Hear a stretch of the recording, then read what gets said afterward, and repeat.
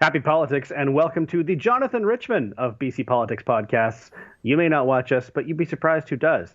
I'm Maclean K. I'm the editor-in-chief of The Orca, and I'm joined by our morning DJ host, apparently, with a new microphone. It's like I'm channeling my inner Drex. I'm live here. No, it's Jordan Bateman, Vice President Communications for the Independent Contractors and Businesses Association from cloudy Metrotown as I take a look outside the window. It's not great. It's not that great here in Victoria either. I'm looking outside. That's some very un-Victoria gloom. We're going to talk about a pile of things today, but don't let me forget to at least touch on the City of Victoria by-election that happened this past Saturday. Talk about it first, because I understand the gloom is lifting from Victoria City Council. It was an unexpectedly decisive win for former CTV journalist Stephen Andrew. Won by a 2-1 margin over his nearest competitor, Stephanie Hardman, who ran on the only political party slate that was contesting this election, Together Victoria. I think most people thought that Hardman was the favorite. She was going to be, if she had won, she would have replaced somebody from Together Victoria, who is now the MP for Victoria, Laurel Collins. But instead, that didn't happen. She lost by more than 3,000 votes. I think for most people, this election was essentially a single issue. Stephen Andrew had made it clear that he was not in favor of 24/7 camping. Together Victoria has been associated with that. And as I've said publicly elsewhere, this has not been a good year in Victoria. There's been a massive spike in crime, everything from petty vandalism all the way up to and including actual assaults. And not a few deaths. It's very sad, actually. And I mean, you've been to Victoria over the past year. I don't like going downtown anymore, much less my wife and my young son. So yeah, I think for better or worse, Stephen Andrew kind of captured that mood, and he's now a member of Victoria City Council. Yeah, one of the big camping areas is Centennial Square, I believe it's called, outside City Hall. Yep. And there's a big theater there. Not that that's being used, but there's City Hall and then some shops and services all around there. Hard to ignore. One thing about Vancouver is not a lot of us could find Strathcona Park on a map. That's where the big camping is happening here, and God help those poor neighbors who have lived and dealt with that issue over the past year or so. But most people know where City Hall is. Most people know where Centennial Square is. You walk through there when you're walking downtown, and they felt very unsafe. So now, is Together Victoria the Ben Isis slate, or is he just sort of loosely affiliated with them, or? I think it's more a loose affiliation. The official Together Victoria slate is Sarah Potts, Shamarky Dubo, and formerly Laurel Collins and Stephanie Hardman, who lost. They've been working closely with Ben Isett, but he's his own thing. Anyways, look, from what I can see from across the water, Stephen Andrew ran a very good campaign. He was the one who was constantly in my feed, reminding people that there was an election, which is the first step in winning a by-election, is reminding people that it actually exists. Seemed very organized, did very well in the advanced polling, which tells you that his team was turning people out from the very start, and then won every single poll in that by-election. So, kudos to him. It's nice to see some, former reporter taking their comms knowledge and how to deal with people and turn it into a bit of a political career. I do see, I think it was Capital News Daily's already saying, oh, is he going to run for mayor? Stephen, don't run for mayor. By-elections, ask Hector Bremner just how much they mean as far as a by-election win. It will be a tough enough fight for you just to keep that seat in the next election when turnout goes from whatever it was, 15% to more like 30, 35. Yeah, it was 17%, which is low even by most people's. But that's good for a by-election. I know there was a lot for a municipal by-election. Yeah, there's a lot of gnashing of teeth about how low that was. That's pretty darn good. I was talking to someone who's planning to run for school board for MLA Megan Dykeman's old seat here in Langley, and I'm like, what, 5%? Is that probably what you're going to get for a Langley school board by-election? So 17% is pretty darn good. Well, you're right, and we'll see. If nothing else, Victoria City Council is going to get a little more interesting, and it's never boring. That's probably all the Victoria City Council content you need on this week's BC Poly Hot Stove, the second last, the penultimate of 2020. We should start with today's question period, which ended just minutes ago, actually. The NDP were faced with a lot of questions about cutting back some COVID disability benefits in the walk up to the budget, excuse me. To me, the big news, though, was what looked like a bit of a verbal slip, and that the Premier, John Horgan, said that the $1,000 COVID relief payment is going to every, and he used the word every, family in the province. Whoops. That's not true, or at the very least, it's not been announced yet. Yeah. But I think this was a slip, and one that the media will notice, and the opposition parties will probably take advantage of. Yeah, look, the weird thing about this COVID benefit, Mel Rothenberger had a good piece in the Kamloops paper today, or Kamloops website. I'm not sure which it is. I don't live in Kamloops. I don't know if it comes on to the door. But he had a piece basically decrying this idea of over-promising and under-delivering. And, Horgan overpromised, allowed the promises to get out of control when it came to this benefit during the election campaign, and with slips of the tongue, every family is going to receive it. That sets an expectation. Every family is going to receive $1,000. Well, we know that's not true. In fact, a shocking few will actually receive, the full $1,000. So, he'll underdeliver, and when you underdeliver, okay, if I'm expecting $1,000 and I only get 350, I'm going to feel like, hey, you broke your promise to me. What's the deal? I'm not rich. I'm middle class. That will be the kind of constant refrain. This follows on Selena Robinson's gaffe last week, where she said, well, the people at the highest end of this who are going to only get, I think, $10 back, or $10, that's their benefit. Well, they can buy, a couple $5 lattes. Well, that was also sort of a dumb thing to say, that, we would have dedicated pixels and pixels of Andrew Wilkinson bashing if he had said it. So it shows you, despite the fact they've won this majority, they're in week 8, I guess, or week 9 of their 200 or so week mandate. They're clutching defeat from the jaws of victory. The other interesting thing is Rob Shaw in the Vancouver Sun today had a piece about anti-poverty advocates, very critical of this plan. And these are people who eat, live, breathe, and die by the NDP. It's one thing for ICBA, we're open shop. John Horgan doesn't believe we have a right to exist because, how dare we not be all unionized? How dare we allow workers to choose how they want to be represented in a secret ballot? It's one thing for us to criticize the government. For your strong allies over the past 20 years to criticize you, that is got to be embarrassing to the government. Kind of makes you stop and go, huh? And it's all over a very, relatively speaking, small amount of money. Essentially, the top up is about $70 million a month to the provincial treasury. By cutting this in half, you're cutting it down to $35 million a month. Well, Maclean, just don't do one extra community benefits project next year.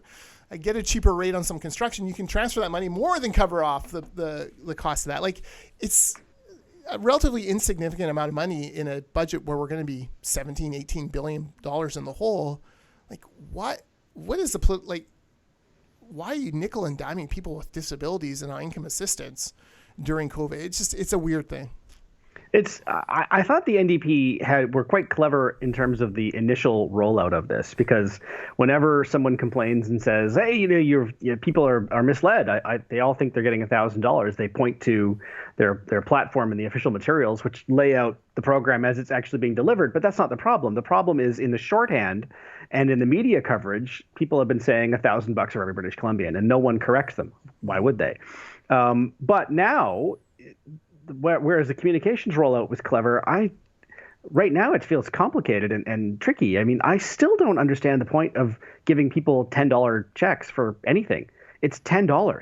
I'm not going to turn up my nose if somebody hands me a $10 bill, but if the government was going to launch a program to put $10 in everyone's account, my first response would be, don't bother.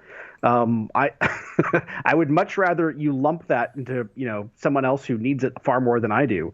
If you take 100 of us who don't really need an extra $10 and give it to somebody else who does, I think that would make more of an impact. I don't see it. And the reason they're doing it is simple. It's so that they can claim that X number of people received a benefit, even if it's just $10. Yeah, it's such weird politics for them, and especially given the fact that in their DNA, just before they became government, was the end the clawback. Michelle Mungal, going crazy in the House day after day, like, to her credit, doing what a good opposition member does, like sticking the knife into the to the then BC Liberal government over the transit pass clawback, which was far less egregious than this one.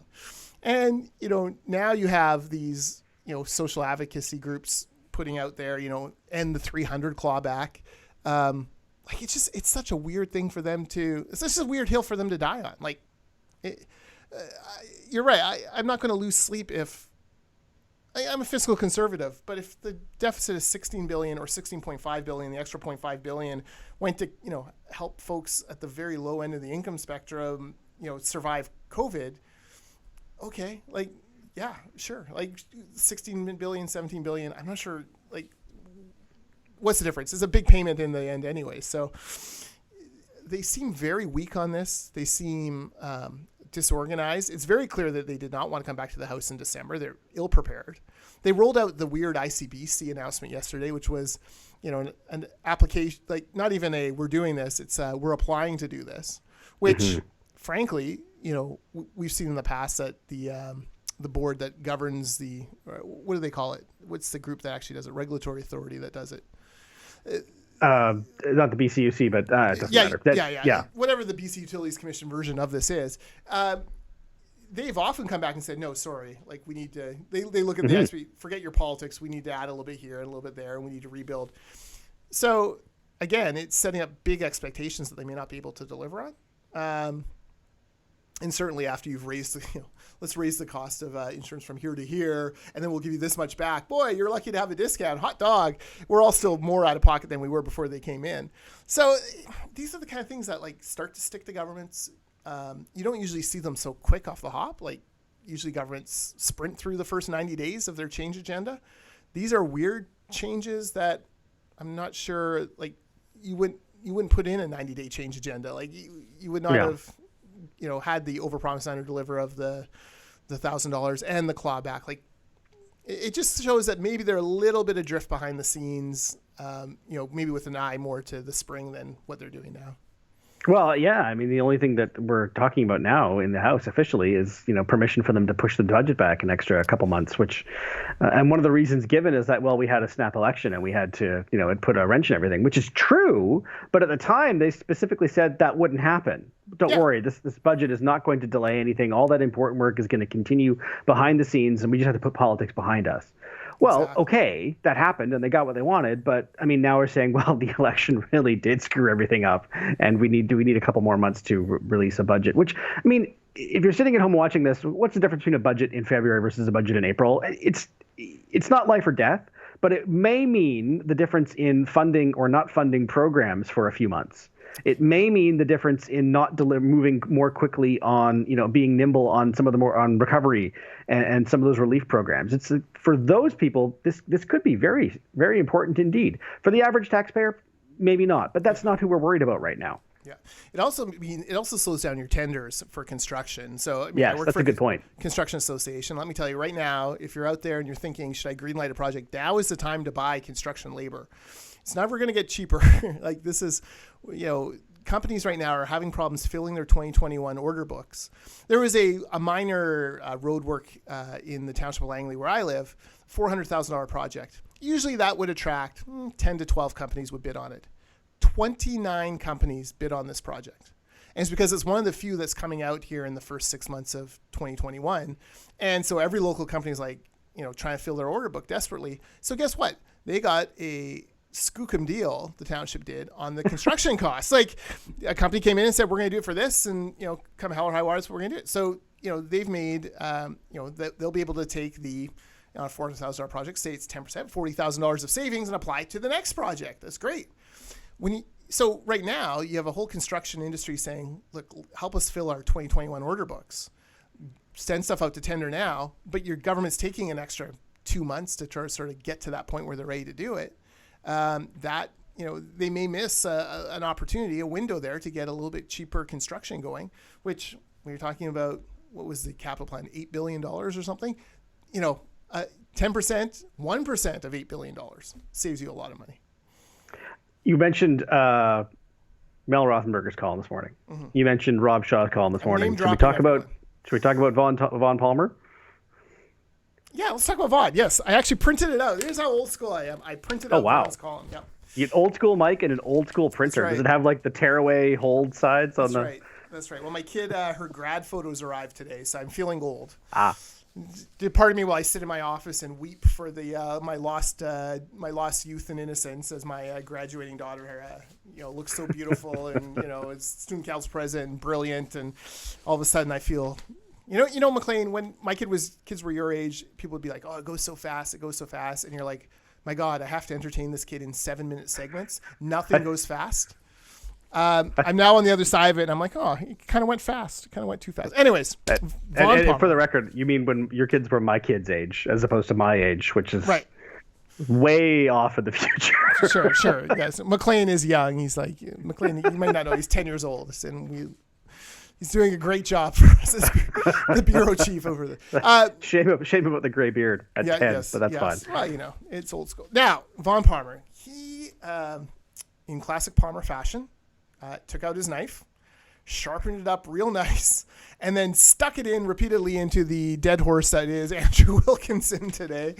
I want to go... So... Basically, Wilkinson made a speech attacking the NDP for lack of transparency, a perfectly valid speech with perfectly valid criticisms, except that the messenger was incredibly flawed in delivering this. Andrew Wilkinson has done 2 basically public statements since losing the election. One, like 90 seconds, we lost, I can see the election. And then one, I'm resigning as BC Liberal leader. No media avails. Here is Vaughn Palmer saying to politicians of the future, you either come out and we get her pound of flesh in the scrum or a question period, or you're going to get stories like this over and over and over again. And every time Andrew opens his mouth in the House, until he makes himself available to the media, he is going to get excoriated like this. That is the cost of being a leader in politics. When you lose, you got to go out there. You got to do 2 things. You got to sound gracious in defeat, and you got to face the media for at least 15 minutes and take your beating. Andrew didn't do that, and you look at this piece. This is going to happen over and over again until he does.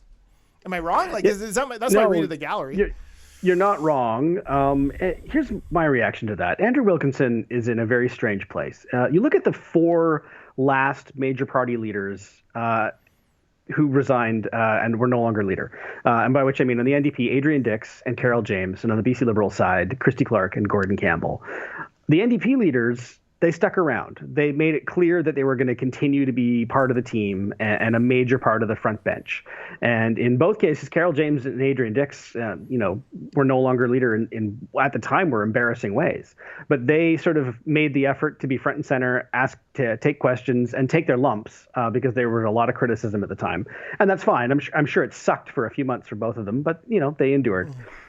Christy Clark and Gordon Campbell went the other way. They disappeared. They went away. And that's fine. If you're not going to take media questions and you're not going to be a public figure, then don't be a public figure. This is just as valid.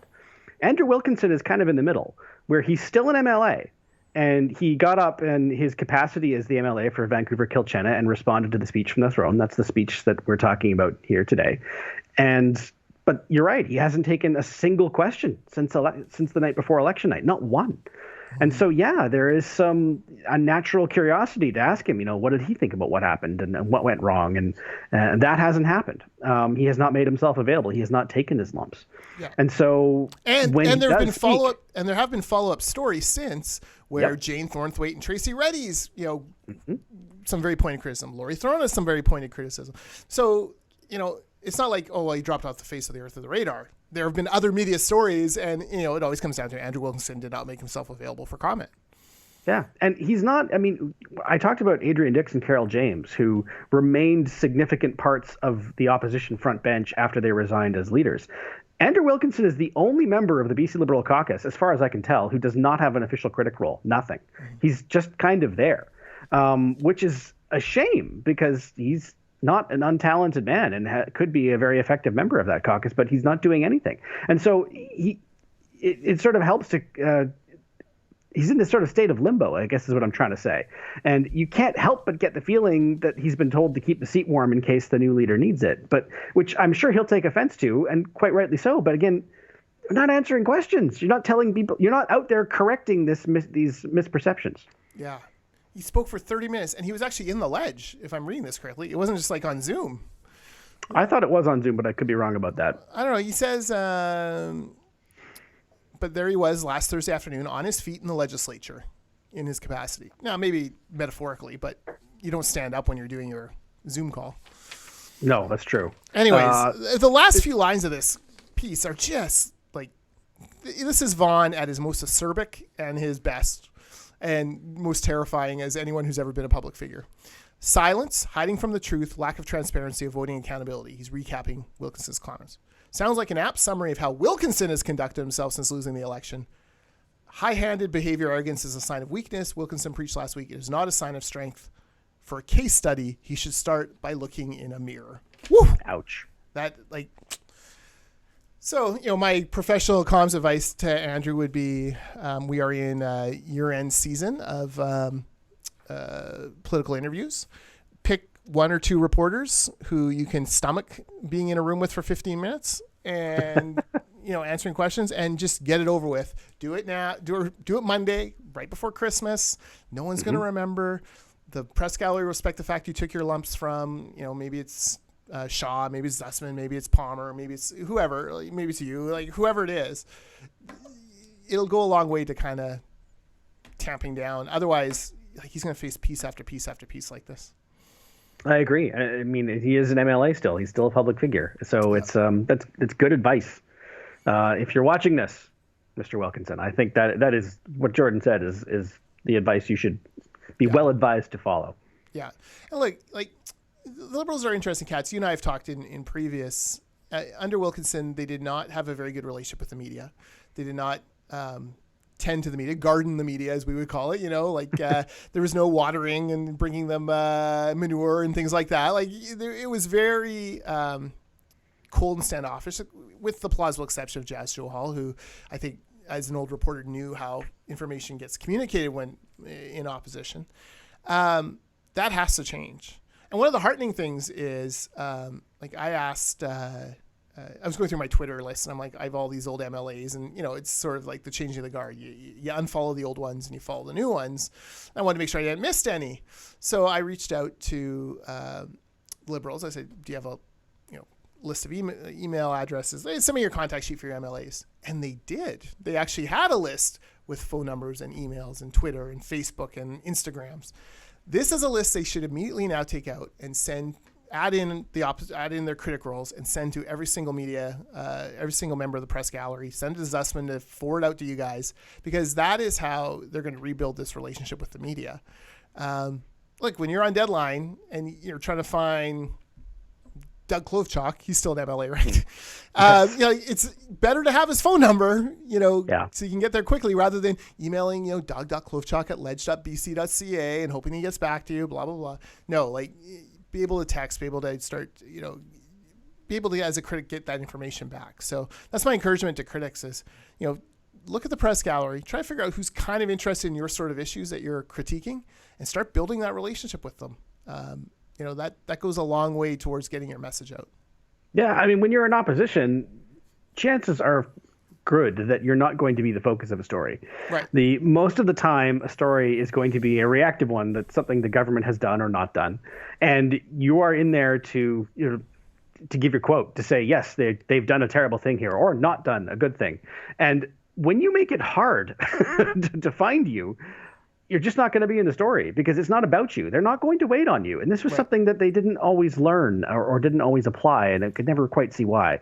When you're in government, yes, you can be coy because you want somebody there with you, perhaps the staff, and chances are you're going to be asked about something that's a little uncomfortable or perhaps dangerous. Mm-hmm. Opposition, for the most part, it's not like that. Not always, but for the most part, you're there to say, yes, what they're doing is wrong, and here's why. Yeah, exactly. And, the media... at its healthiest, see themselves as a watchdog of what government actions are. So they become natural allies a little bit in this, right? Like, hey, so-and-so said this. So-and-so said this in estimates. Did you see that? Oh, no. Shoot it over to me. Okay, great. Or so-and-so, I noticed this in this capital plan. It seems weird. What do you think? Like, those are perfectly okay conversations to have. So, like, advocacy organizations do it all the time. Like, when I was at the Taxpayers Federation, there were certain reporters who I could flag things for. A Richard Zussman. He didn't run every story I sent over to him, but he would. I felt confident he was at least reading the text or the email, or answering my phone call, like, hey, what do you think? And in return, when he had a comment on a tax issue on deadline and he had to have someone from the other side and no one was calling back, guess who he'd call, right? It worked out nice. So that's how you get your message out there, especially in opposition. But it takes work. It takes building a little bit of trust. And, that's something that the previous regime in charge of Liberals simply did not have. Yeah, well, it takes swallowing your pride. Nobody runs to be in opposition. Nobody runs saying, hey, it's going to be so much fun holding the government to account. Nobody thinks that. Yeah. Even Greens, I think, run with the dream of saying, maybe we'll be able to, make some decisions and at very least influence policy. So, yeah, it does take a little bit of a reset to say, like, this is explicitly the job. You're literally opposition. Your job is there to hold government in check. You're there to, dig at the cracks and find problems, and because that's the way the system works. And I think most people understand that, even when they're rolling their eyes and saying, "Oh my God, the opposition's never happy," or they're complaining about this. That is literally the job. And there are times when it might be, when it's accurate and just, and other times where it might be sort of, nitpicking. But again, the job. That is what they're supposed to do. Yeah, and I think this particular press gallery will be very sensitive to the fact that these guys tried to get along during COVID and were completely betrayed by a very vicious, power-hungry John Horgan, selfish John Horgan. Like, that is not a narrative you have to convince them of. The media believe this. Like, they saw it. They lived it.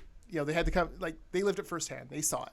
So, if they go to Todd Stone or Greg Kylo or whoever, all you do is oppose. Yeah, well, the last time we tried to get along with these guys, look what happened. We've had 1.5 times more deaths since the election call than we did before. We've had, things have not gone well in the second wave. And, we relaxed a bunch of restrictions, mainly to protect one guy's job, and the rest of us, are now paying the cost of this. The media are there. They get it. You don't have to convince them. So that is a natural kind of bridge to build out with them. But, it's hard, right? Like, Monday, it's a little bit of Monday morning quarterbacking, which obviously is the whole point of the show. But, and it's easy to say you should do this. It's hard to put in the time and the energy and to build that trust up. But, hopefully they do. I've thought so far Shirley Bond, the interim leader, has been very good with the media. She's had actual availabilities. Yep. My understanding is she sat down with you, or she's sitting down with you for a year-end interview. She will be later today, actually, as a matter of fact. Sonia Firstenow yesterday and John Horgan on Thursday. There you go. So a year ago, we were lamenting that. For 2 years in a row, we lamented that Premier Horgan was ducking the orca. But this is the year, baby. 15 minutes. We're legit. I'm looking forward to it. You know what? I'm looking forward to speaking with Shirley Bond this afternoon. And I enjoyed, I'll tell you, I enjoyed speaking with Sonia Firstenow yesterday. I'm working on the piece and it'll be out shortly. But I will give you a little preview because you were talking about the snap election. And one of the questions I asked her was, we talked about this during the campaign and how disappointed you were with the snap election call and feeling betrayed. But now that it's been a few weeks or even months, and you've had some time to chew on it, and you're still employed and all that, do you feel any differently about it? Yeah, and the answer was no. She should. And then she expanded on it, but it was quite a no. Yeah, that's refreshing. I love the candor. It's the right answer. Like, how could you feel good about it? Like, did Weaver come up at all? By the way.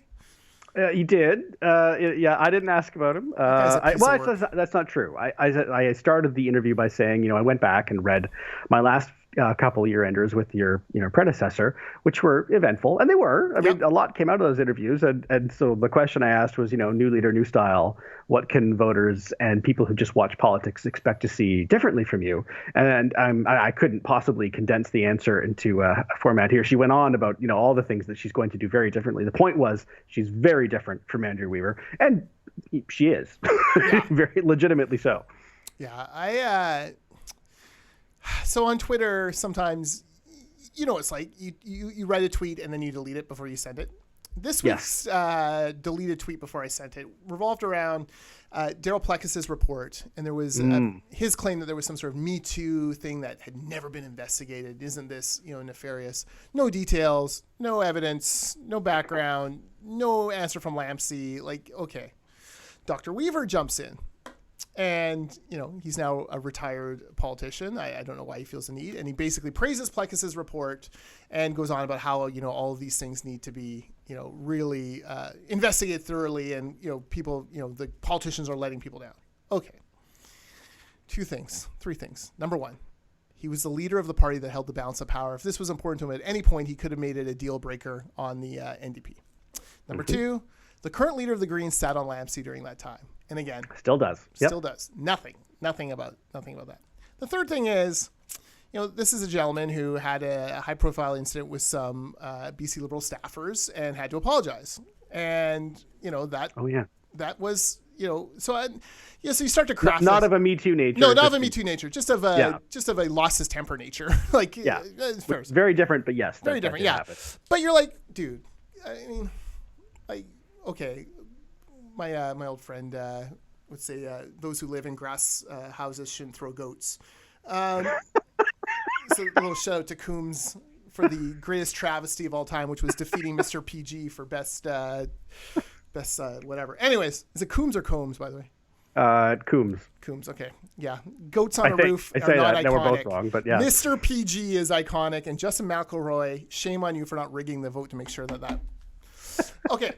All that to say, so I deleted the tweet, but it's stuck in my craw ever since, right? And we just need to be really careful about Plekis has always been a shoot from the lip guy. Yes. And these reports, I've never he's out of office. He's not the speaker. He hasn't been in MLA for 2 months. Why are you still sending these things out? We were not going to talk about Daryl Plekis, and we don't need to, but I will just say this, and I tweeted this, so this is not new. To me, the great tragedy of Daryl Plekis and indeed Alan Mullen, his former chief of staff, was that they never seemed to understand that whatever real insights they had, the legislature could use more oversight on expenses accounting. Yes. Were always fatally undermined by some of the wilder claims, like the mace was bugged, which is something they actually said. Yes. It speaks to credibility. It's hard to believe somebody when they're living out a spy fantasy in real time in the media. I'm sorry, but planting a listening device on the mace in the speaker's office? Why would anyone do that? A USB stick was in a safe, and then it wasn't, and then it was. The case of the missing, number one, why would you bug the mace? The number one thing you look at in the speaker's office, every person who goes in there is like, holy, look at that beautiful. That's so beautiful. You're drawn to the mace. So if you're going to bug something, I'm not sure why you bug the mace. That's the one thing every single person looks at. I'm no spy, but I am watching, I am watching The Flight Attendant. I started last night, so I feel like I can piece together what's going on. No. The case of the mace. Yeah, you're right. The Plekis era, it's almost a litmus test, right? If you love him, everything he does is great. Down to, he dedicated this final report to the memory of Dermot Travis. Yes. Who dedicates a parliamentary, I get it. Dermot was important, especially clearly was a friend of Plekis's. Yeah. But a page-long dedication with a photo of, I've never seen that before, right? This isn't Dermot wasn't martyred in the cause of parliamentary legislative expenditure. It just kind of makes you go what is this all what is this about? I don't really understand it. And my sense is the media, as they were flipping through that report, having been an old reporter myself, were like me, like, okay, so what's new here? Like, what am I supposed to be taking away? Like, I don't get it. So, anyways, that's enough about Plecus. Let's try to go a show without talking about Plecus. Well, that was the plan. I didn't intend to bring him up.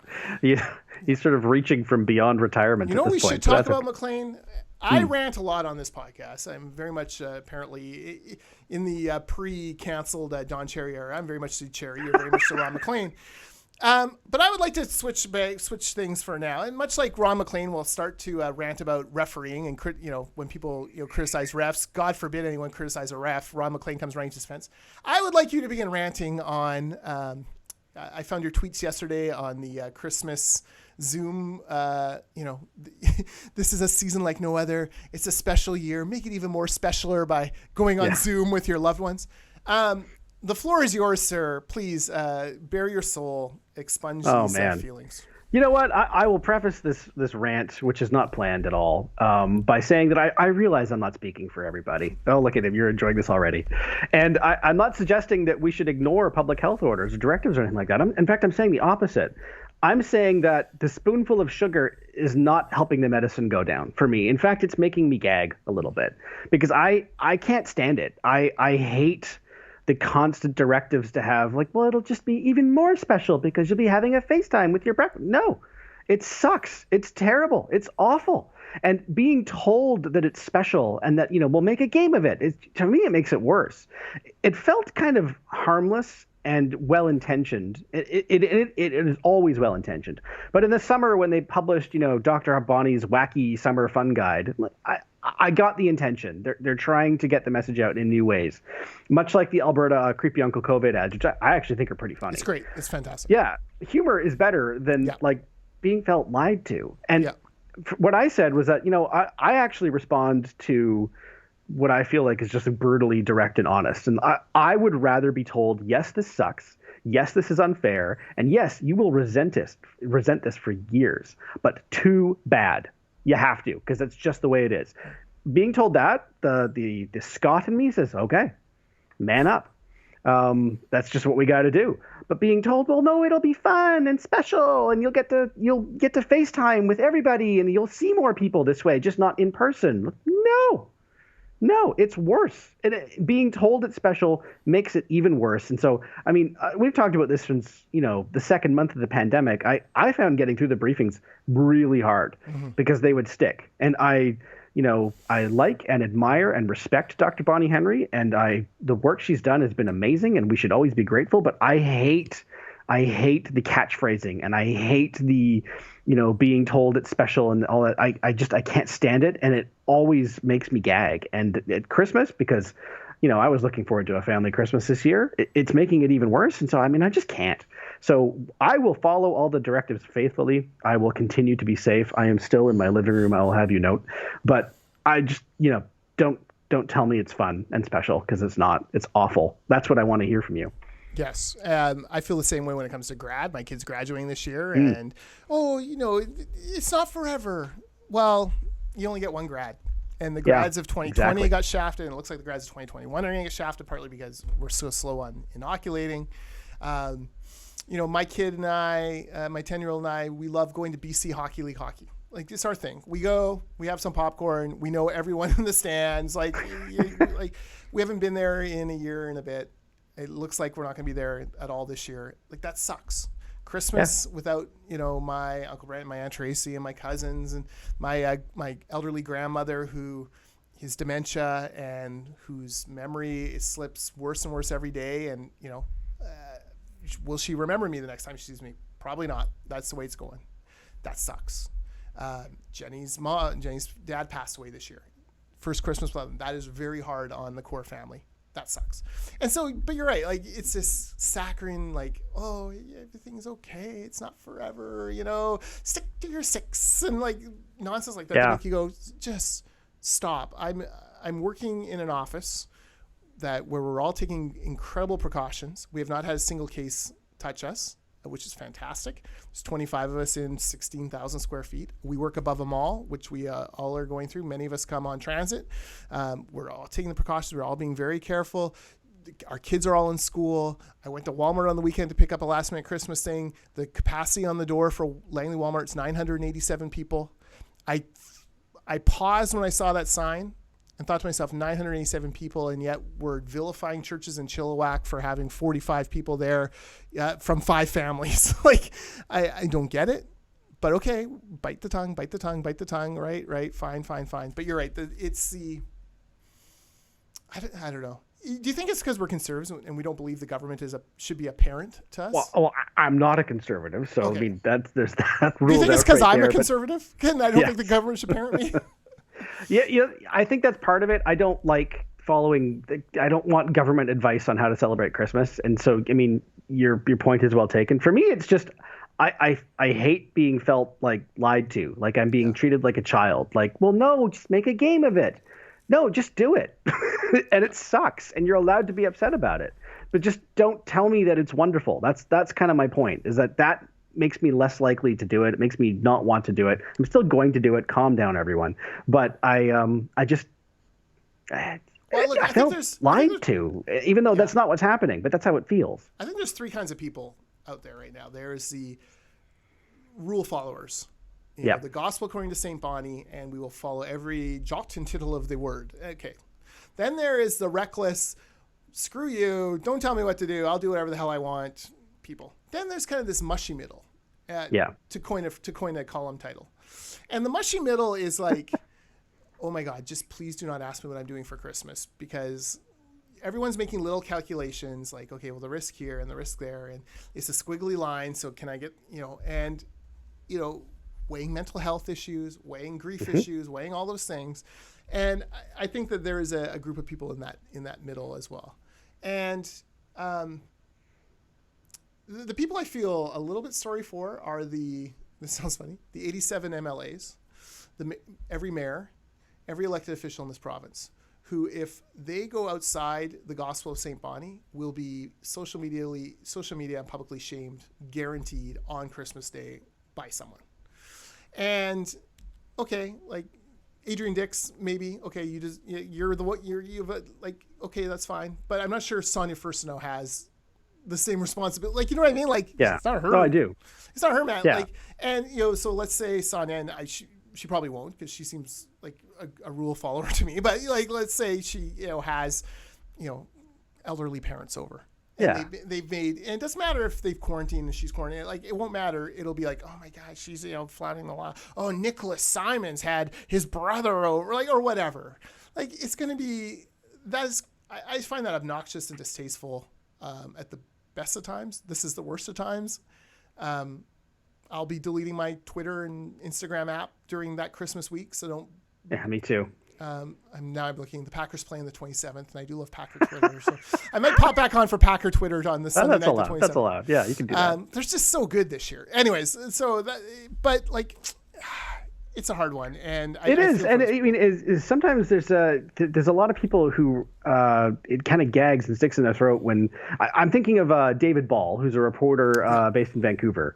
And David makes a lot of really good points and has for months. And I can't point to a specific tweet because he's been making this point very well for a long period of time about, like, none of this advice ever seems to take single people or people who live alone into account. Right. And he's right. He's got a point. I mean, like, all the complaining I just did, I'm extremely fortunate in that I have, 2 people I love, my wife and my son, with me. If you live by yourself and you're being told, yeah, that's it, no seeing anyone, Christmas is a spectacularly cruel time. Yeah. And not just Christmas, but I think particularly the holidays. And so, it's because it's not possible to give advice that fits everyone. Yeah. And yet Dr. Bonnie is quite right probably in saying that she can't just like, okay, I'll give you an exception for this and you an exception for this. And, you, reporter A, who asks me about this incredibly hyper-personal and unique scenario, that's fine. That can't work. Yeah. I get it. But at the same time, you mentioned like an elderly parent who lives by themselves. Really? Yeah. They can't come over for a meal? Like, it's... yeah, or not even a meal. Just like, let everyone... Like, we've all been through this now for 9 months. We've all been subjected to the briefings and the reports, and we're pretty... Most of us are pretty educated on this now and are weighing out risks. The risk of sending my kids to school. The risk of my 17-year-old working at a grocery store. The risk of me going into the office. we're weighing it out very carefully. I feel badly for the people who have followed Dr. Bonnie's rules religiously with the expectation that, okay, well, at least Christmas we'll be able to do something. And now that's been ripped from their hands and they're having to make this calculation. Well, do we just sneak them in? Like, what will my neighbors think? Like, and then the other part of this, and we've talked about this before, and it's not something that has been talked about much, but there's an incredible privilege issue here with some of the tut-tutters on Twitter. Well, I haven't left my house in 6 months. Well, it must be nice, but some of us have jobs, and some of us have to, have kids who work at the grocery store so that you can get your groceries delivered to you, man. Yes. Like, I appreciate that you don't have to, but some of us are making. I turned my veranda into a haunted house this Halloween. Why couldn't you? Oh, exactly. And we're doing this, and like we're working remotely, and I haven't been and not to pick on me, I haven't been in the newsroom in 9 months. Well, not everyone has jobs like that. And telling you construction, most of them don't. Like, men and women are out there on the work site. I can see 3 buildings being built from my window here today. There's people out there, but they're taking necessary precautions. Yeah. I see this sometimes with people. We can do that for Christmas too. I see this sometimes with people who express incredulity that people aren't watching, daily health briefings with Dr. Bonnie. And it's like, well, there's just no excuse. Yeah. Really? Plumbers? Teachers? Yeah. Electricians? Truck drivers? Yeah. I mean, like, bus drivers? Like, no. Like, it's an incredibly embarrassing thing to say if you stop and think about it. Yeah. Our frontline workers are stretched very thin. So here's an example, a minor example. My kid works at a grocery store. She's not a nurse. She's not a doctor. She was working customer service last Sunday. She started at 7 a.m. She's going to work to 3:30. And guess what happened? The person who was supposed to relieve her had symptoms, a runny nose. Yeah. This person did what they were supposed to do. Hey, I have a runny nose. I better not come in. Great. The store said, fine, no problems at all. So then it was like, okay, well, Indy, can you stay a couple more hours just to help cover off? And she's like, sure. And then, 8.5 hours become 10.5 hours. And then it becomes like when you're 17 and immortal and you can, school is sort of only half there. She's like, I'm going to do this. I'm going to work a double. Let's do it. Like overtime, double time. It's going to be great. So she did. She worked 15.5 hours. Oh my God. Frontline workers are being taxed, not just in healthcare facilities, not just in long-term care, but your grocery store workers, those folks working at Walmart. These are people who are, out there every day, and a lot of them are working double shifts sometimes in order to make sure that the services go on so that, we can sit in our nice house and get our Amazon delivery and get our Save on Foods delivery and feel all, precious and wonderful and holier than thou. That is a definition of privilege. We talk about privilege in racial context and in socioeconomics, but it also relies to this. People who can stay home right now, who have the ability to make that choice, are very fortunate to do so, and we shouldn't lose sight of that. It kind of bothers me. Like we talk about, it just bothers me a lot. We've talked about this 1,000 times. We can probably move on, but it's Christmas. I don't sense. I'm not like a crazy religious person, but I do have deep roots in the church. This is the first year in 44 years I won't be in church on Christmas Eve. That is now we'll watch it on our TV and we'll zoom in and they'll do their best and blah blah blah. That is a significant sacrifice in our Christmas tradition. And we wouldn't just show up just us, our family of 5, it's us and our parents and our in-laws and our in-laws. Like we took up a whole section in church for this thing. And it was like, I may not see you the rest of the Christmas season, but I saw you Christmas Eve service, and it was a thing. It's sad. It's sad that that's not happening this year, and it's okay to be sad about it. And I don't need fluffy, well, you can zoom in instead to make me try to feel better. Maybe I'm Scottish too. We're all Scottish when we're being told something special when it's not. No, not great. All right. Well, we ended up talking much longer about things we weren't going to talk about. Do you want to cover off anything that's happening in Ottawa this week, or do you want to save it till the ultimate 2020 episode coming next week? Just on the Trudeau carbon tax. So Trudeau wants to move the carbon tax to $170 a ton. Right now in BC, I believe it's $50 a ton is the last I believe so. It's headed that way.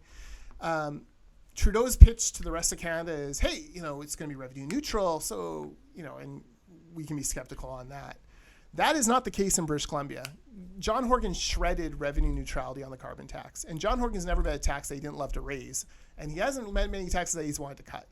So the question that I would like the media to pose to John Horgan, whether it's in his media availability today or in these year-end interviews or whatever, is, are you committed to following Trudeau to $170 a ton? And if so, will you restore revenue neutrality as the federal government is? Because those are two very important questions and should shape how British Columbians view this carbon tax increase. Yeah, well, I mean, you're right. I mean, even if there's been some nitpicking after the fact that maybe the revenue neutrality aspect of the carbon tax wasn't done perfectly, that's fine. I grant you that. But the attempt was there. And things can always be better and improved. But that was the big departure in 2017, was taking the carbon tax and just making it another tax, which is hard to get people to accept it. Now, you can be skeptical that Ottawa and Justin Trudeau have the right intentions to make the increased carbon tax revenue neutral, but at least they're saying the right things for now, and we can criticize them after the fact.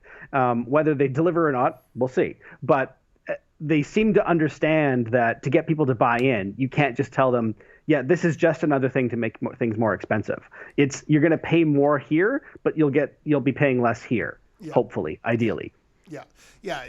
You'll pay more here, but you'll be able to do X, Y, and Z, which will result in you getting that money back. Okay. All right. It's not great. I don't love it. I don't love social engineering by taxation, but whatever. Okay. We've lived in British Columbia under this thing for 11, 12, 13 years, whatever it is now. But yeah, the revenue neutrality, that is something that, Horgan needs to be pinned down on, because if he's just going to continue it as a tax grab, that does not make sense. Yeah, and because somebody asked me this the other day, this is true. As a quick aside, I got asked what is revenue neutrality when it comes to a tax by someone in person that I ran into over the weekend. I swear to God, this was something that came up. And the example I gave was, okay, this person happens to like chips a lot, potato chips. Revenue neutrality is saying to you, we're increasing the tax on these potato chips by 300%. They're going to be really expensive, but fruits and vegetables are going to be cheaper. Ooh. So hopefully your grocery bill will remain about the same, but the stuff that's actually making you unhealthier is going to be much more expensive. And if you choose or are able to remove them from your diet, guess what? You're actually going to come out way ahead. Not revenue neutrality is just saying, yeah, we're taxing those chips through the roof and deal with it.